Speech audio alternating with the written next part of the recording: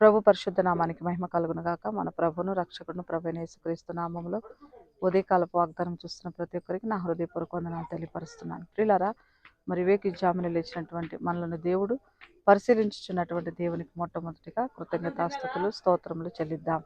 మరి నేటి వాగ్దానము పరిశుద్ధ గ్రంథం నుంచి దావీదు రచించిన కీర్తనలు 7వ అధ్యాయం 9వ వచనం. హృదయములను అంతరేంద్రములను పరిశీలించు నీతి గల దేవా.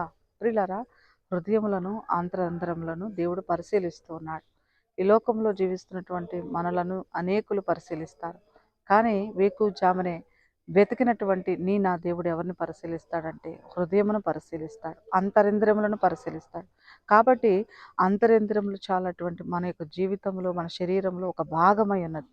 కాబట్టి ఈ యొక్క అంతరింద్రియములను పరిశీలించువాడు దేవుడే, మన హృదయమును పరిశీలించువాడు దేవుడే. కాబట్టి దేవుని ఎదుట మన హృదయం ఎలా ఉంది అంటే మంచి తేట తెల్లగా ఉండాలి దేవుని యొక్క ఎదుట. కాబట్టి ఉదయకాలం వాగ్దానం చూస్తున్న ప్రతి ఒక్కరు కూడా నీ యొక్క హృదయమును, నీ అంతరింద్రియములు చాలా భద్రముగా ఉంచుకోవాలని దేవుడు సెలవిస్తున్నాడు.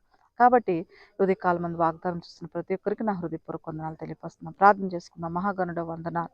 ఉదయకాలం మంది ప్రేమపూర్వకంగా బిడ్డలతో మాట్లాడిన శ్రేష్టమైన వాగ్దానం బట్టి వందనాలు. బిడ్డలు దీవించు నాయన.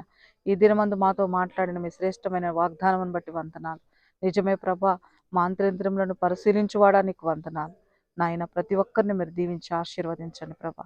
హృదయం ఎరిగిన దేవుడు, హృదయ రహస్యాలు ఎరిగిన దేవుడు, ప్రతి ఒక్కరిని నీ నీతి గల మార్గం వైపు నడిపించండి. నిత్య రాజ్యమునకు వారసులు చేయండి అయ్యా. ఉదయకాలపు దీవెనలతో ప్రతి కుటుంబాన్ని, ప్రతి బిడ్డను ఆస్వాదించి దీవించమని మా ప్రభువును, మా రక్షకుని, మీ ప్రియకుమారుడిని యేసయ్య శ్రేష్టమైన నామములో ప్రార్థించి బ్రతిమలాడి అడిగి వేడుకుంటున్నాం తండ్రి.